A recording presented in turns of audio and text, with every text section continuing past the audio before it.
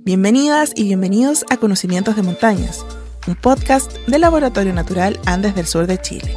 Aquí conversamos sobre la ciencia, las comunidades y los saberes que habitan las montañas del sur.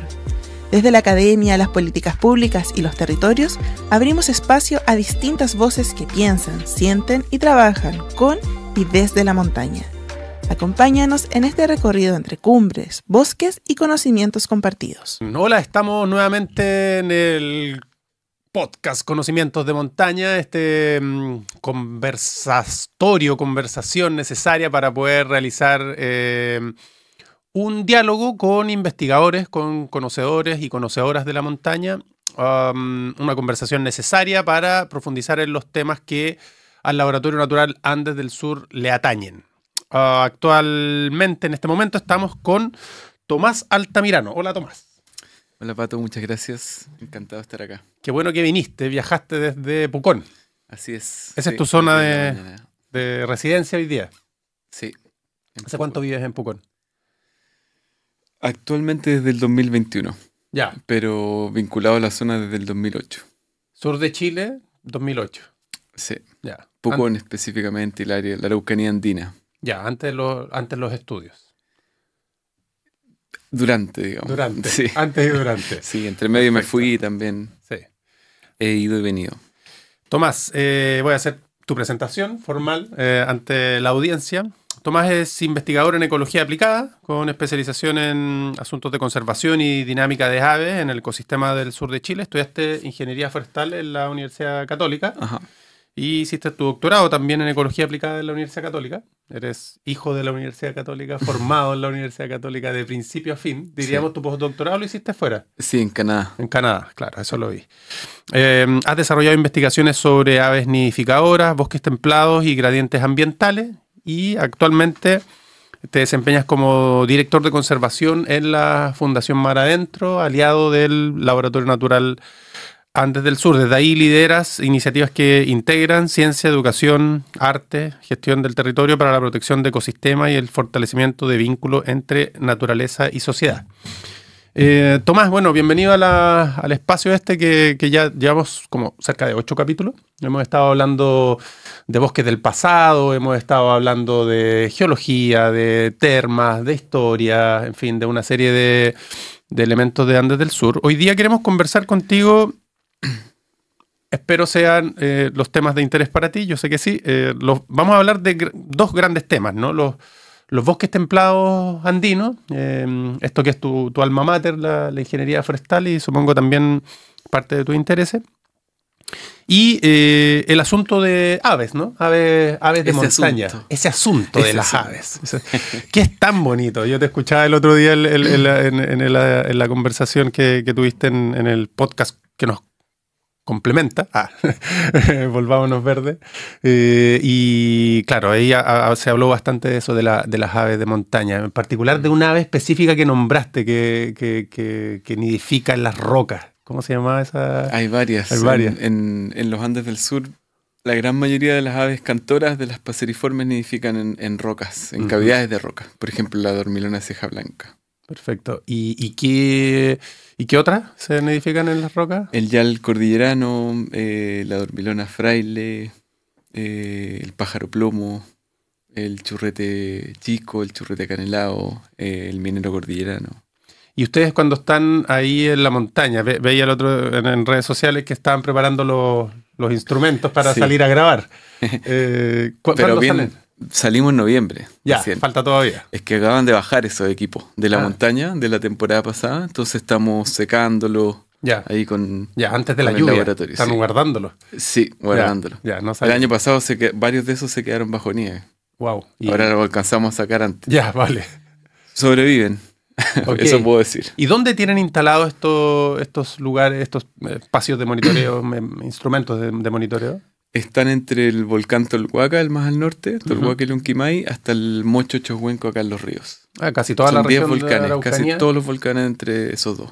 Perfecto. ¿Y ese es un proyecto en particular, un trabajo en el que está involucrado? Sí, así es. Es un trabajo que llevamos desde la Universidad Católica y la Fundación Mar Adentro, específicamente hoy día financiado por un Fondesit de iniciación. Yo soy el investigador principal y que pretende evaluar la vulnerabilidad de las aves de montaña y alta montaña al cambio climático.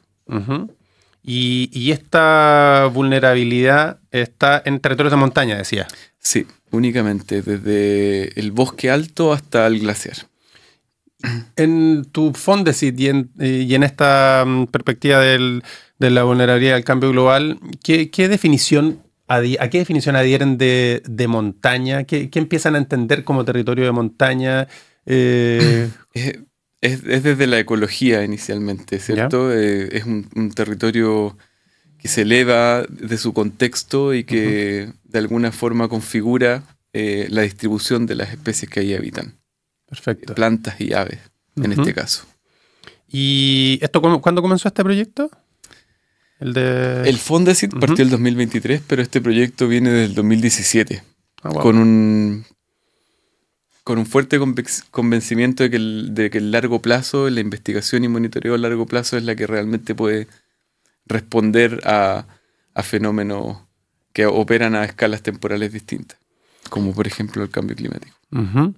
Tomás, y el objetivo de este estudio es identificar los grados de vulnerabilidad, generar propuestas para adaptaciones. ¿Cuál es la lógica del proyecto? Sí, el contexto es que los ecosistemas de montaña en el mundo, no solamente acá en Chile, son ecosistemas especialmente sensibles al cambio climático, en donde se amplifican los cambios.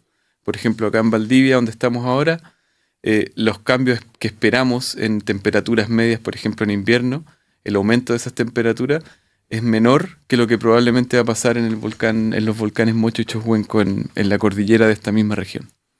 En montaña se incrementan los cambios. Sí, se amplifican. ¿Por qué?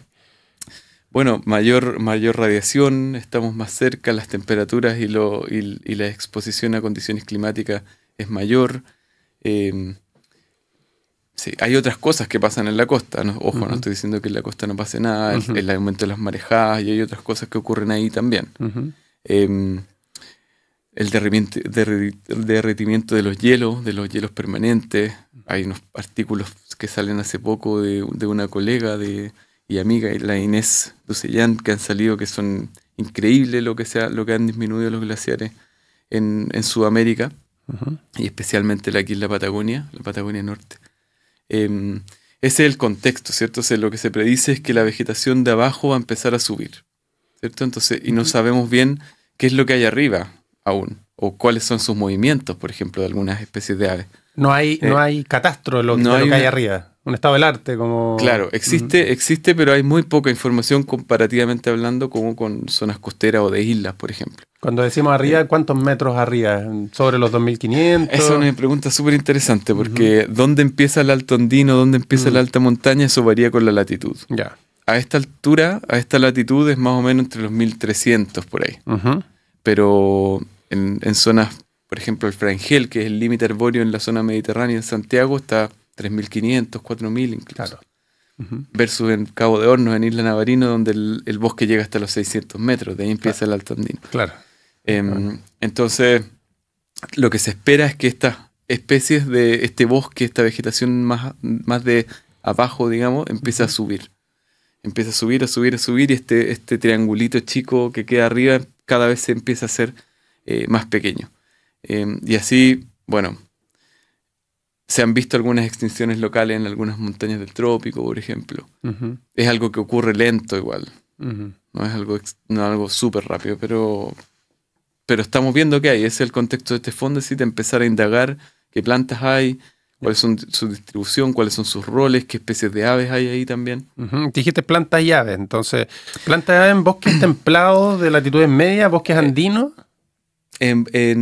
Más que bosque, estamos estudiando los ecosistemas de montaña que incluyen bosque. Bosque y estepa altoandina, principalmente. Eso, en 10 volcanes. Y es en el volcán, no es en las montañas aledañas, es específicamente en el volcán. Son 10 volcanes, sí. ¿Y esa selección? Bueno, se dio natural porque en este lugar los volcanes son los únicos que alcanzan la elevación necesaria para tener ecosistemas altoandinos, estepas altoandinas. Muchas de las otras montañas no alcanzan esa elevación, entonces, Claro. Además tienen mejor acceso muchos de ellos. Sí. Entonces, si hay cambios acelerados, como decía, que se amplifican en la montaña, se amplifican en ambos elementos que tú estás considerando, plantas y aves. O sea, lo que se diálogos. amplifica son efectos climáticos, básicamente. Por ejemplo, frecuencia de tormentas, aumento de temperaturas medias en invierno, por ejemplo, menor precipitación, ese tipo de cosas. El efecto que tengan en las plantas o en las aves es lo que estamos estudiando. Perfecto. ¿Y qué se ha ido? Decías que desde el 2017 al menos en el tema aves han venido como haciendo este seguimiento de largo plazo, que es una conversación importante también a propósito de que no hay muchos estudios en montaña en Chile de monitoreo de largo plazo, o sí, ahí me podrías contar qué ejemplos conoces, quizás en la zona norte, en territorios de montaña que puedan tener este efecto de largo plazo, o sea, esta data de largo plazo, ¿no? Entonces, ¿qué cosas han ido encontrando desde esa época hasta ahora? ¿Cuáles son las transformaciones que han venido ocurriendo? Mira, transformaciones así explícitas específicamente es difícil en tan poco tiempo. De 2017 uno dice, que mucho, pero en realidad la variabilidad que hay entre año a año es súper grande. Un año te puede tocar con mucha nieve en invierno y en noviembre y diciembre está todo tapado de nieve todavía, y otros años que está completamente seco de nieve, digamos, y están floreciendo antes, etcétera. Varía mucho todavía como para ver un patrón. Nosotros partimos primero pensando en quiénes están ahí, qué especies son y cuál es su distribución, se distribuyen homogéneamente en la montaña o no. Esas fueron las primeras preguntas. Hoy día estamos tratando de modelar el impacto que va a tener el cambio climático para el futuro, ¿cierto? Y por eso estamos con estas grabadoras que tuviste y todo, y contando aves como locos en noviembre, diciembre y enero, para poder tener esa base de datos que nos permita hacer esas modelaciones. Pero en la distribución lo que nosotros vimos, y una de las cosas más interesantes, fue que en términos de las aves que habitan el ecosistema altoandino cuando ya el bosque se acaba, es una comunidad que hay un recambio completo. O sea, la línea de árboles que llamamos a ese borde entre el bosque y el ecosistema altoandino, la estepa altoandina, genera un recambio del 90% de la comunidad. O sea, las especies que habitan el bosque habitan solo el bosque, y las especies altoandinas son otras especies. Ahí empiezan a aparecer especies como las dormilonas, ceja blanca, dormilona chica, dormilona fraile, dormilona tontita, minero cordillerano, yal cordillerano, etcétera. Una gran cantidad de especies que no bajan al bosque, que no se meten al bosque. Por supuesto que hay algunas que son generalistas y pueden habitar ambos lugares, pero son la minoría. Y es distinto a lo que pasa en el bosque.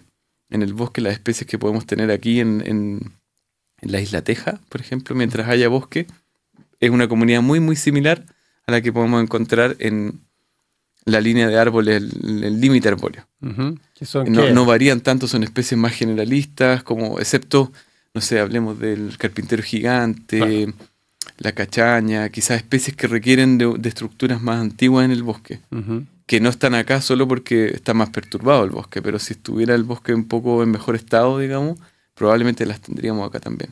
Y cuando hablábamos al inicio de que hay algunas aves que nidifican en roca, ¿lo hacen porque está el ecosistema altoandino, la roca, digamos, disponible ahí? Esa fue una sorpresa para nosotros. Encontrarnos con una comunidad que casi el 100% nidifique en cavidades de roca es bastante único para otras comunidades, comparándolo con comunidades altoandinas en Norteamérica o en los Alpes, en otros lugares. Y esa fue la pregunta que nos hicimos, ¿cierto? La primera pregunta era como, bueno, ¿dónde se reproducen? Nos encontramos con esto. Y no sabemos por qué. O sea, puede ser porque tenemos hipótesis y nacen más preguntas finalmente. Claro. Puede ser para lidiar con, por ejemplo, la deshidratación de los huevos. Hay una humedad relativa muy baja allá arriba. puede ser para lidiar con temperaturas extremas, pueden ser por depredadores, puede ser también porque la nieve se derrite primero en las rocas, entonces es un espacio que está disponible antes. Interesante. Bueno, todo eso lo publicamos en el 2022, como publicamos las preguntas, básicamente. Claro. Publicamos el hallazgo y después una serie de preguntas e hipótesis Se abren. especulando, digamos, qué puede estar pasando ahí. Ajá. Y estas aves son pequeñitas, las aves de montaña, de los ecosistemas altoandinos. Hay de todo, hay... O sea, está el cóndor. Sí, pues están, claro, y las rapaces que no son pequeñas, Ajá. pero hay gansos también, hay patos, si es que hay humedales arriba, están ahí. Ujú. Entonces hay de todo, la verdad. Pero estas que nombrabas tú, la Todas cachañita, pequeñas. son todas pequeñitas. No, la cachaña es mediana quizás, es Ya. el loro, pero está en el bosque, Cierto. no sube. Claro, no. Sí. Pero las otras, las dormilonas, los yales, los mineros, etcétera, son, sí, tamaño, digamos, chincola, zorzal. Ya.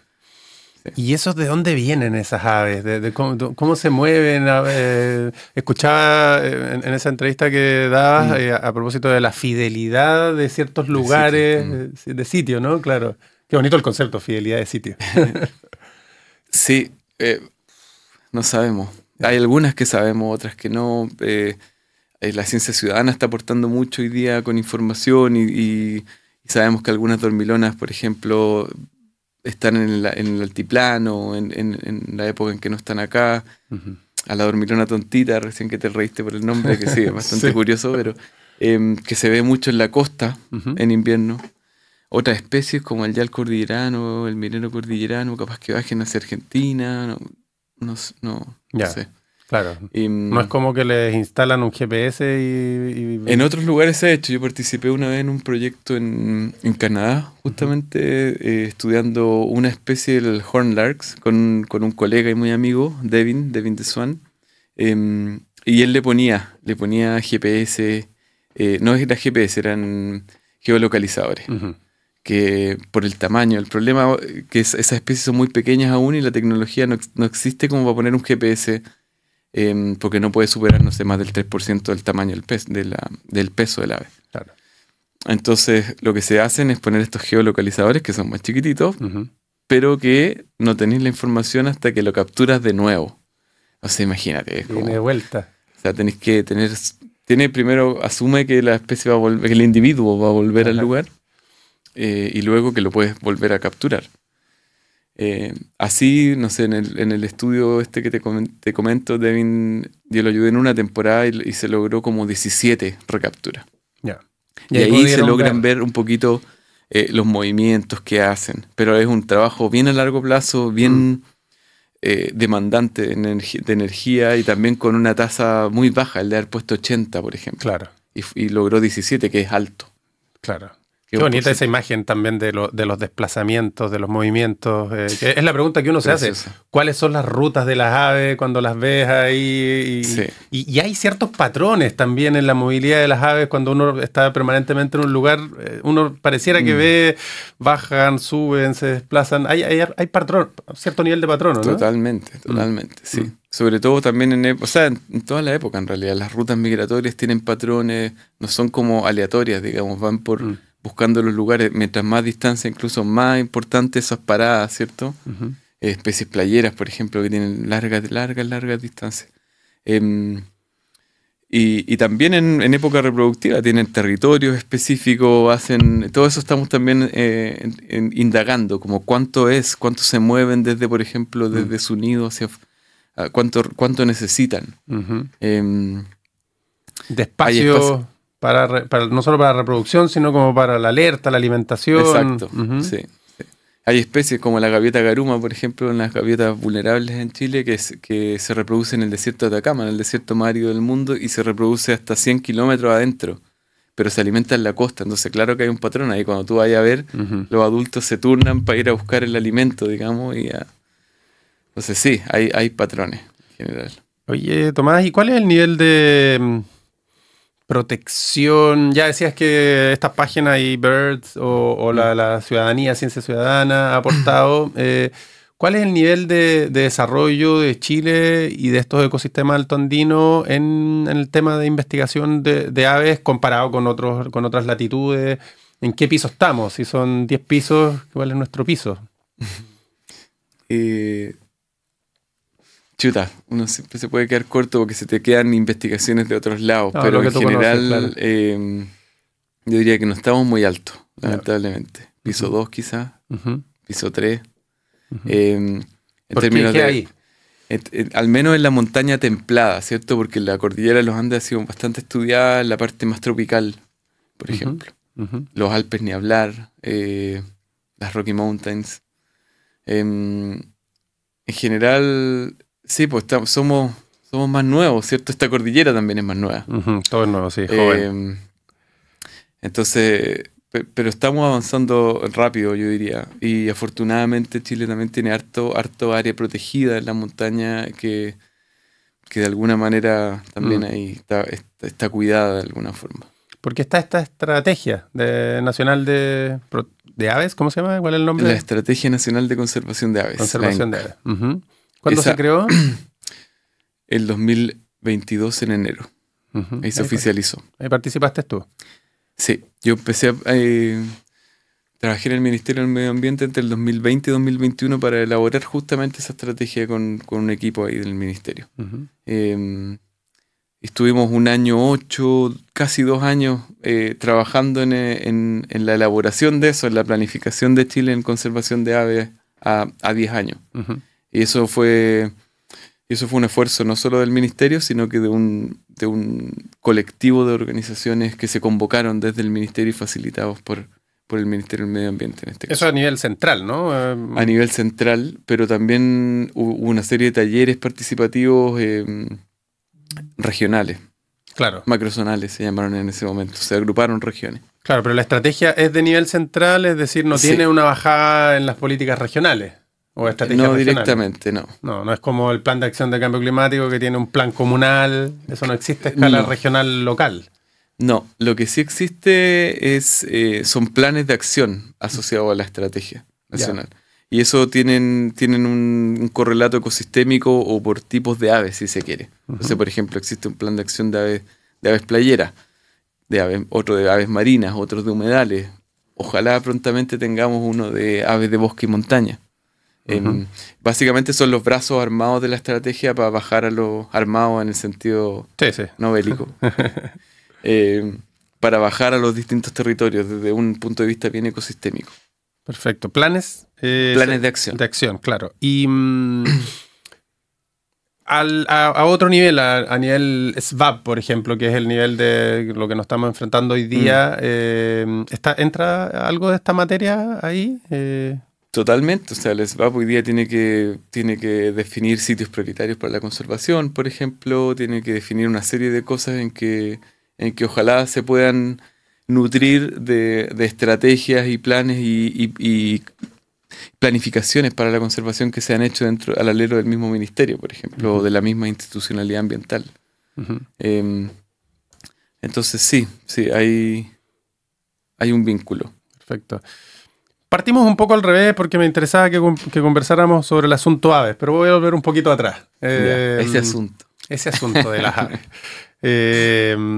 Y mi pregunta está ligada con este marco de los bosques andinos, ¿no? ¿Por qué son tan importantes los bosques andinos? ¿Por qué lo hemos considerado en Andes del Sur como una singularidad? Como que a veces nos cuesta recordar que este territorio, el sur de Chile particularmente, como si uno empieza a mirar hacia la zona central, bueno, en realidad desde la Araucanía hacia el norte, el bosque está muy deteriorado por la presencia principalmente de plantaciones forestales o de la agroindustria que ha ido reemplazando buena parte de esa superficie de bosque nativo que existió y, bueno, otros procesos como quemas grandes que han ocurrido en el sur.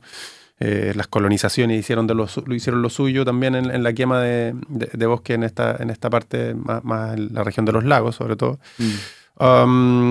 Entonces, claro, se nos olvida que este territorio es un hotspot de biodiversidad mundial y que nuestras cordilleras son reservas de biosfera y que tienen millones de hectáreas o miles de hectáreas por lo menos que están no intocadas o no del todo desprotegidas, pero protegidas, pero tienen un nivel de de importancia. ¿Cuál es ese tono y cuáles son las principales características de ese bosque?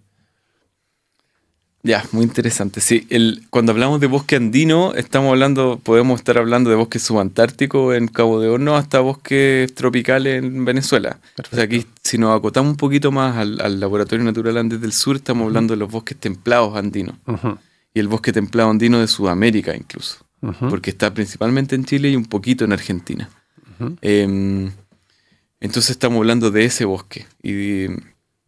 Y ese bosque tiene muchísimas singularidades. Es un bosque que está a 1000 kilómetros de otro tipo de bosque, de formación vegetal, que puede ser, o sea, de boscosa quiero decir, como las yungas, en el lado oriente de la cordillera, en Salta, por ahí. Sí, Salta Jujuy.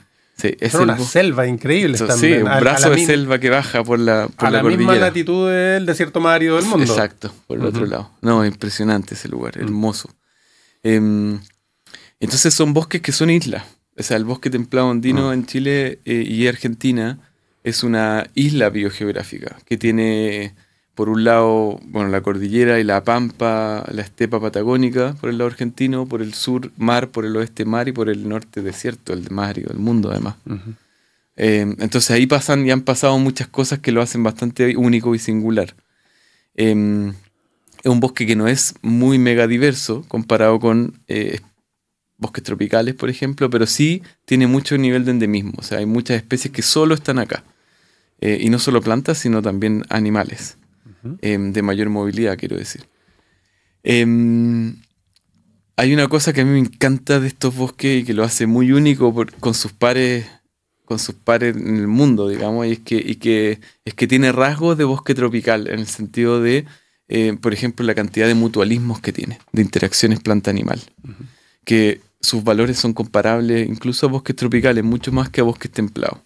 Los bosques templados en general y los bosques templados lluviosos en particular, donde hay una humedad constante, ¿cierto? No tienen tanta de esta interacción. Y aquí en estos bosques casi el 70% de las plantas leñosas se dispersa por aves, por ejemplo, lo que es enorme. La mayoría de las plantas con flores tubulares rojas son polinizadas, por el picaflor chico. ¿Qué pasa si algo le pasa a esa especie, por ejemplo? O a esas especies. ¿Quién dispersa a quién? La pregunta finalmente, ¿no? Está todo unido.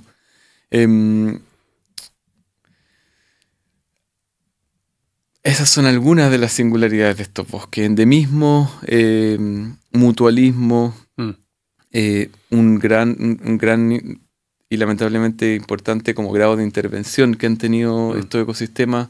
El bosque andino también ha tenido mucho fuego en su historia. Afortunadamente se ha recuperado y ya tenemos harto de bosques de 100 años, de 80 años, ¿cierto? De ahí para arriba. Y bueno, eso es lo que lo ha convertido hoy día en un hotspot y en un lugar prioritario para la conservación, ¿cierto? Que quiere decir que juntas singularidades de biodiversidad con además alta amenaza. O sea, al tener esas dos cosas, hace que esta área donde estamos hoy día sea una zona prioritaria para la conservación. Hay harto de este asunto de las ontologías relacionales, ¿no? Porque has estado hablando de bosques, de aves, de rocas, y parece que todo está interconectado, ¿no? Hablo de la ontología relacional en el sentido de bueno, lo que estamos justo ahora cerquita del Huetripantu y que marca este sello de la cosmovisión mapuche, pehuenche, huilliche también, que tiene una particular mirada sobre estas relaciones, esta mirada científica que para nosotros es tan como que estuviéramos descubriendo algo novedoso, ¿no? Que en el fondo está en la base del Kimun, de toda la sabiduría ancestral de este pueblo. Me parece muy interesante esta correlación o este sistema de relación entre bosque, rocas, aves. Antes hablaste de los glaciares, de los ríos. Está todo relacionado, ¿no? Totalmente. Y de hecho, los glaciares, justo te iba a decir, faltaban. O sea, las rocas y las cavidades de las rocas están ahí por una erosión del agua, justamente. Y que hoy día, si uno va al Alto Andino en términos de aves, esos son lugares que tienen la concentración de nidos y reproducción de especies. Estas paredes rocosas por donde fluye un río, que tiene que ver con el glaciar y con el retroceso del glaciar, por lo demás también. Claro. Pero sí, está completamente todo muy, muy conectado. Yo creo que en algún momento, desde la ciencia y no la ciencia también, desde la humanidad, como que tratamos de ir especializando, ¿no es cierto? Al máximo, al nivel de que esta mesa ya nadie la hacía completamente, sino que se hacía en distintos lados y luego se ensamblaba. Hoy día nos damos cuenta que esa visión, si bien fue útil para muchas cosas, nos quedamos cortos. Nos quedamos cortos ante las problemáticas actuales que están generando, que estamos generando también, ¿cierto? Al final, esta crisis ambiental es una crisis social finalmente. Y nosotros también somos parte de este sistema, ¿cierto? Entonces nos estamos dando cuenta cómo nos está afectando. Nos estamos dando cuenta que necesitamos abordarlo de una manera más compleja, más holística, más ecosistémica. Que no significa perder el carácter científico necesariamente, ¿cierto? No, sino que aunar las visiones también. Claro. Y aquí lo vinculo un poco con lo de la estrategia que hablábamos antes. Y necesitamos ese diálogo. Necesitamos poner a todas esas visiones sobre la mesa y llegar a acuerdos, porque si no, difícilmente vamos a lograr avanzar a la velocidad que necesitamos. Tomás, ¿y cuáles son los avances que desde las investigaciones en las que tú has participado han existido en esto justamente, en complejizar las perspectivas intertransdisciplinarias? ¿Con quiénes se han juntado? Yo mencioné la dimensión indígena, mapuche particular, que es una de las potenciales y lógicas variables a integrar en estos estudios, ¿no? Del conocimiento de estas dinámicas del agua, del bosque, de las aves, que uno, cuando está recorriendo la montaña con estas personas, con estas comunidades, se da cuenta de que la sabiduría está en muchos casos intacta. Pero bueno, más allá de eso, o con eso, ¿cuáles son las otras disciplinas con las que se han ido reuniendo, más allá de forestales, ecólogos, digamos, y disciplinas afines? O sea, cuando me pregunta eso, no sé si estáis refiriéndote a la estrategia o a la fundación, pero lo voy a ver bien globalmente. Yo creo que no hay una disciplina afín, como en el marco de tu pregunta. Siento que todas deben estar ahí. Claro. O las que sean pertinentes. Y puede ser en algunos casos estas y en otros casos estas otras. Yo diría que naturalmente la más que yo he presenciado más es, claro, la área de las ciencias naturales, todo lo que ahí ocurre, ¿cierto? Forestal, agrónomo, biología, etcétera. Agronomía, biología. Pero también mucho de las ciencias sociales, antropología, sociología, y de las ciencias como más, o de las humanidades, básicamente, también el arte, claro. La ingeniería, mucho también. Claro, métricas, números, modelos. Sí. En el caso, por ejemplo, de estos talleres que realizábamos, claro, venían muchos, no sé, pues ingenieros hidráulicos que trabajaban en algún servicio público asociado. Sí, etcétera, como que hay, y también gente que no necesariamente estudió algo, y que, por ejemplo, ahora estamos indagando con la fundación en impulsar o facilitar un plan de prevención de incendios comunitarios para una cuenca completa. Entonces, claro, ¿quiénes vamos a partir ahora el primer taller para la cuenca del Palguín?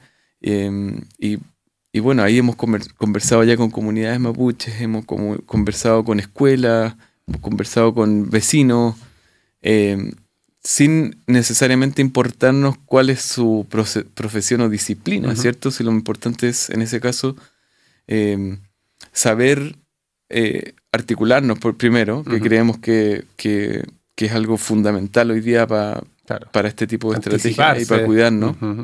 Y dos, ver cuáles son los modos de habitar de la cuenca. Y desde dónde vienen, la verdad es que no importa. Lo importante es como compartirlo y llegar a acuerdos, poder como generar esa comunidad, ese vecindario, si se quiere. Claro. Eso tienen en común, todos ellos, ¿no? Como habitan un mismo territorio. Exacto, exacto. Y que hoy día hay una oportunidad, todas estas amenazas, el cambio climático, los incendios forestales. Yo hoy día los veo como una oportunidad porque nos obliga. Es muy difícil no darse cuenta que necesitamos conversar, claro, que necesitamos dialogar. Entonces, de alguna forma, dándole una vuelta, ¿cierto? Saliendo un poco del pesimismo y que a veces inmoviliza, más que el pesimismo, como el miedo o la desesperanza, básicamente. Sí, que lleva desconfianza también. Claro. Entonces, yo hoy día veo esas amenazas, digamos, como desde la jerga más, desde la planificación para la conservación, se habla mucho de las amenazas, lo que está amenazando, ¿cierto? El objeto que tú quieres proteger, o el valor que tú quieres proteger. Yo que las veo como oportunidades hoy día también. Perfecto. Y mira, esta es una pregunta como de nuevo de tratar de ponerle tono a las cosas o niveles a las cosas. Este hotspot de biodiversidad, las montañas altoandinas, su biodiversidad, su endemismo, en fin, ha tenido amenazas, está permanentemente en amenaza. Estamos avanzando desde distintos frentes, flancos, en acciones gubernamentales, privadas, académicas, comunitarias, para poder enfrentar estos desafíos. En tu experiencia también ahí en estos años, ya no sé, casi 20, 10 y tanto en el territorio. Casi. Sí. ¿En qué piso estamos, no? Como de nuevo, si 10 es un piso donde estaríamos realmente preparados para enfrentar todas estas materias, ¿qué piso estamos? Porque también hay que pensar hasta cuánto falta para poder desarrollar, para construir un plan adecuado en términos de tener monitoreos adecuados, tener niveles de confianza bien desarrollados, tener estrategias para enfrentar, tener recursos para poder enfrentar las materias de peligro, de riesgo que estamos enfrentando. Muy difícil pregunta, porque también uno puede caer en esto de dar un número, de un piso, y resulta que quizás hay una comunidad en una cuenca específica que está completamente articulada, que conversan, de que están muy, muy preparados, que monitorean, no sé. A nivel nacional, yo diría que nos falta mucho. Como Carla siempre dice, ¿es cierto? Carla Marchand, la directora del laboratorio Natural Andes del Sur, dice que le damos la espalda a la montaña, ¿cierto? Y ha sido históricamente así, siento yo. Hemos mirado un poco más al mar, ¿cierto? Nosotros tenemos un país que es bastante único en su geografía, ¿cierto? O sea, tenemos unas líneas gigantes de cordillera y de mar. Tiendo a calzar con Carla en el sentido de que hemos puesto el foco mucho hacia la costa, hacia el mar, claro. Y no tanto hacia nuestra espalda. A nivel nacional y regional, en términos de monitoreo, por ejemplo, estaciones meteorológicas climáticas de altura no hay muchas. Entonces, nos falta. No sé qué piso. Dices del orden público, ¿no hay estaciones de monitoreo? No sé, la DGA, claro. Hay algunas que son privadas y obviamente eso está bien. Y lo que necesitamos hoy día, por ejemplo, la Fundación, tenemos una estación meteorológica a 1300 metros, no sé. ¿Que mide qué? ¿Precipitaciones? ¿Temperatura? ¿Qué? Sí, precipitación, temperatura, profundidad de nieve, radiación, viento, humedad relativa, etc. ¿Y cuánto tiempo llevan monitoreando? 2018. Ya. Y hay otra en Soyipulli, hay otra que también es de Forecos. De Forecos, en Nazampuyi específicamente. Y tampoco es lo que, o sea, yo lo que esperaría no es que públicamente existan, sino que se articulen las que hay y que logremos de alguna manera aumentar la información en áreas que han sido muestreadas, submonitoreadas. Independiente si es que es o no público. Eso, claro. Claro. No, sí. Lo importante es que estén los datos. Sí.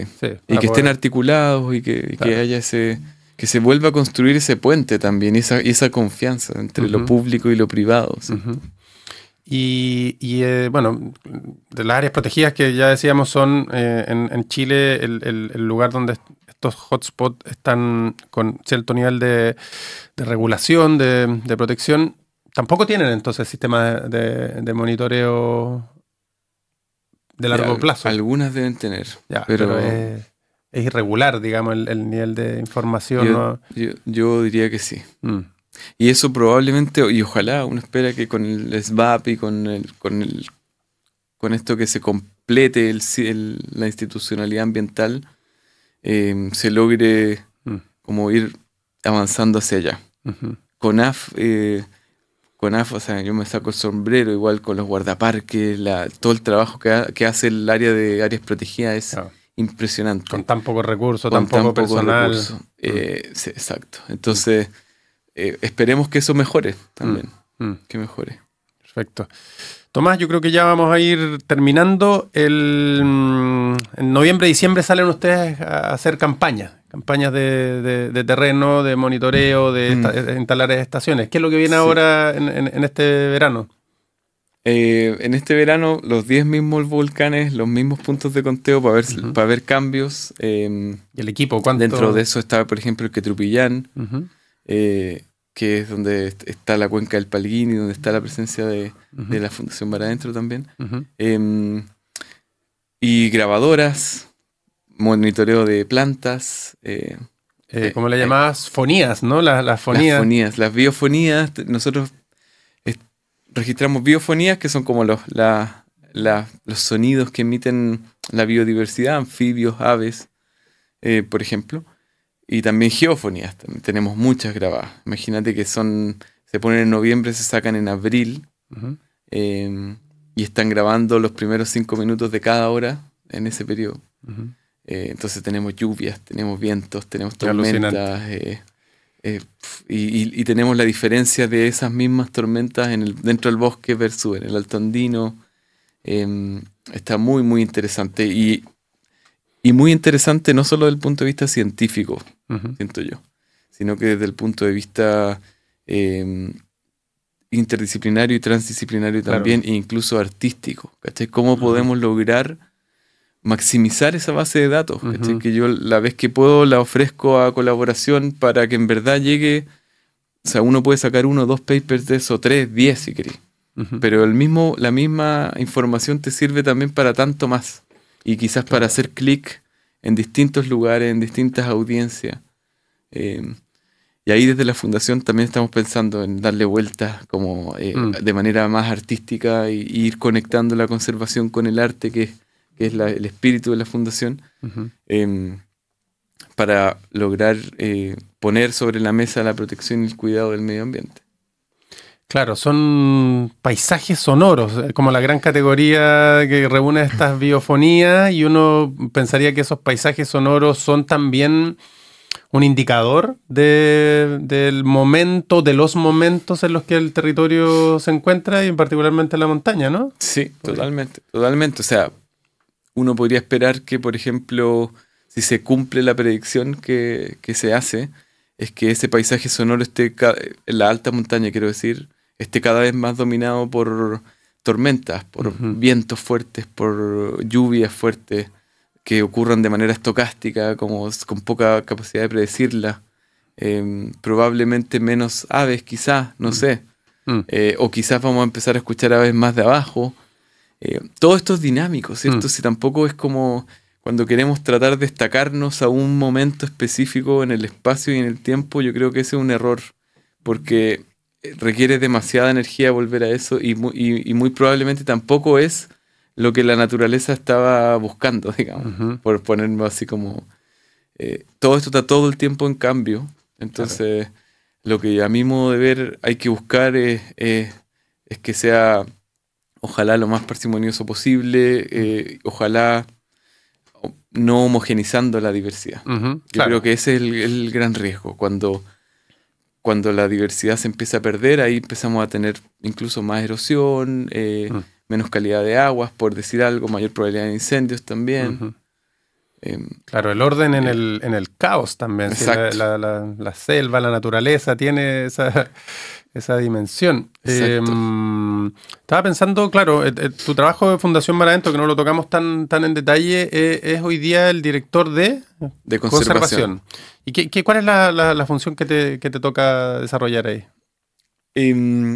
Bueno, la fundación tiene un espíritu, una huella que es la médula, ¿cierto? Que es maximizar los encuentros entre arte y ciencia para el cuidado de la naturaleza.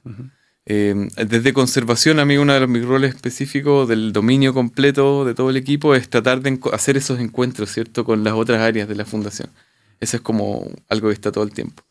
Y luego, en términos de conservación, tenemos trabajo en el área protegida privada, en la Reserva Natural Bosque Pehuen, en donde ha ocurrido un encuentro de investigadores del Laboratorio Natural. Y bueno, lo que atañe a esa área, hay monitoreos, hay monitoreos de biodiversidad, monitoreo climático, monitoreo de calidad de agua, se desarrolla ciencia, tanto dentro del equipo de la Fundación Mar Adentro como a través de colaboraciones. Con la UH estamos colaborando con varias personas, también con la UCT, con la UFRO, etcétera, con la Católica de Chile. Entonces ahí hay todo un quehacer asociado a Bosque Pehuen y a este laboratorio natural, ¿cierto? A través de colaboraciones y también en nuestro trabajo per se en la fundación. Pero también tenemos un trabajo a escalas regionales, a escalas de cuenca, por ejemplo, esto que te comentaba, que permean los bosques de esa área protegida, ¿cierto? Y en donde queremos trabajar con los vecinos, con las personas de la cuenca del Palguín en este caso, para cuidarnos entre todos en un plan de prevención de incendios, en el caso de que ojalá no ocurra, pero en el caso de que algo así ocurra. A escalas regionales también, por ejemplo, con la Reserva de la Biosfera, interactuando y empezando a articularnos entre áreas protegidas privadas y con CONAF. Con CONAF también tenemos convenio de colaboración. Ya llevamos un tiempo trabajando juntos en monitoreo, pero también por ejemplo, en prevención de incendios. Porque están colindantes a Villarrica. Parque Nacional Villarrica. Y a escalas nacionales también, o sea, formamos parte de Así Conserva Chile, de la misma Estrategia Nacional de Conservación de Aves, del Comité de Implementación, ojalá prontamente, y entonces tenemos ese quehacer también del dominio de conservación, como lo llamamos, en trabajar a diversas escalas, ¿cierto? Como la cuenca o el área protegida, la cuenca, región, nacional, y también formamos parte de algunas redes internacionales. Perfecto. Iba a cerrar, pero una última cosita, que es claro, la biodiversidad siempre ha sido un tema relevante. La geodiversidad emerge en los últimos años como una materia a insertarse en la discusión. Pero en esto es una pregunta un poco incómoda, porque tiene que ver con la biodiversidad ha desideologizado una discusión sobre la gestión del territorio, el poder que hay en el territorio. Estoy pensando justamente en Parque Nacional Villarrica, que en el lado de Puesco las comunidades construyeron cogobernanza y lograron ahí un paso gigante. No sé, solo se parece a lo que pasó en Rapa Nui, solo se parece a la gestión de las áreas protegidas en el desierto de Atacama, pero en el sur de Chile me parece que eso no se había logrado. Y eso tiene que ver con otras conversaciones, ya no es la conversación sobre solo la conservación del bosque y de la biodiversidad, ¿cierto? Sino que también tiene que ver con el uso consuetudinario, ¿no? Y con una jurisprudencia, digamos, del territorio, de lo indígena en ese territorio. ¿Cómo ves ese asunto, no? Porque están dialogantes ambas cuestiones, a veces se han enfrentado, y hoy día ¿en qué estado están? ¿Cómo lo ves?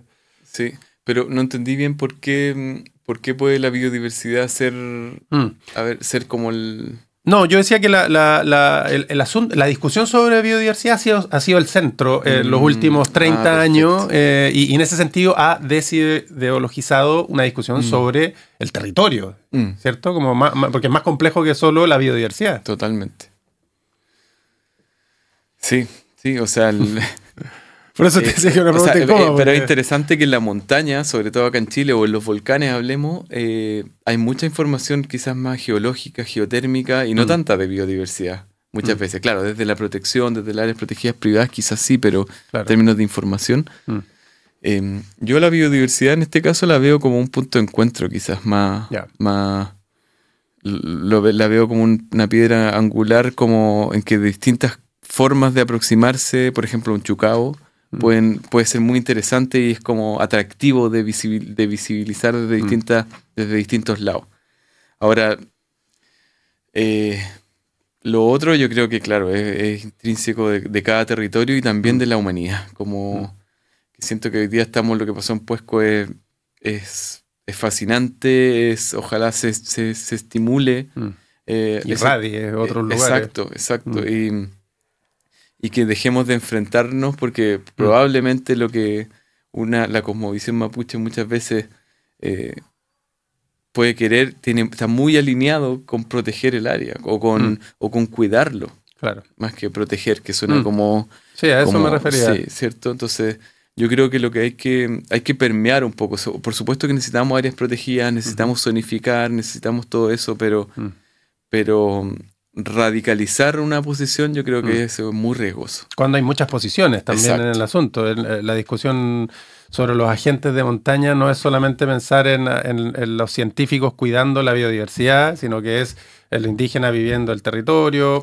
No hemos discutido sobre qué pasa con los militares, que son agentes importantes en la frontera, toda la montaña. O sea, es que esto es un temazo. Abriste para cerrar una segunda discusión. Por ejemplo, el Chocó, no sé, me pongo a pensar en Colombia, en el lugar más diverso del mundo, que es súper peligroso entrar porque hay mucha gente armada allá adentro, pero es el lugar que quizás se ha mantenido mejor de alguna forma, porque nadie entra. Se ha mantenido mejor en el sentido de que es el lugar con más diversidad en el mundo hoy día. Entonces, claro, cómo operan las cosas de repente no es tan intuitivo como uno pensaría. Y así ese ejemplo que yo puse fue como un extremo. Otro extremo también, o no otro extremo, sino que otra forma de verlo es que nosotros también le aportamos diversidad a los territorios. Si es que habitamos de una manera sustentable, claro, básicamente. Consciente. Y somos parte de eso. Y en el momento que nos demos cuenta de eso, a escala, eso es súper fácil verlo, ¿cierto? En la montaña, sobre todo. Porque en la montaña te afecta a todo, en el fondo. Se empieza, la luz baja, las hojas, los árboles quedan sin hojas, tú ves las estaciones claramente. Llueve más, ya no puedes como salir, no sé, todo es más, estás conectado completamente con tu entorno un poco. Muy difícil verlo, bueno, en Valdivia un poco más difícil, en Santiago, olvídate que compré una lechuga en un plástico en un supermercado, ¿cachai? No tenía idea de dónde, o sea, como no tienes por qué entender que vino de algún territorio, incluso, como no sé. Sí. Entonces, bueno, en fin, no sé, creo que es un tema gigante. Sí. Mi posición es que tenemos que dialogar, tenemos que coordinarnos, estamos todos habitando esos lugares, y límites en general rígidos o posiciones rígidas son muy nocivas para la sociedad. Súper, Tomás, muchas gracias. Bueno, esa es la conversación que hemos empezado a tener hace ya, no sé cuánto, 3 años por lo menos, desde que nos conocemos, casi 3 años, desde el proyecto Andes del Sur, que articulamos también investigadores, desde que nos conectamos con Mar Adentro para empezar a pensar esta conexión ciencia-arte, ciencia-territorio. Así es que nada, gracias por venir desde Pucón a Valdivia a esta entrevista y ahora nos vamos, Katia, los invitamos a la próxima sesión de este podcast, que va a tener a nuevos investigadores, nuevas investigadoras y nuevos conocimientos de la montaña. Gracias, encantado.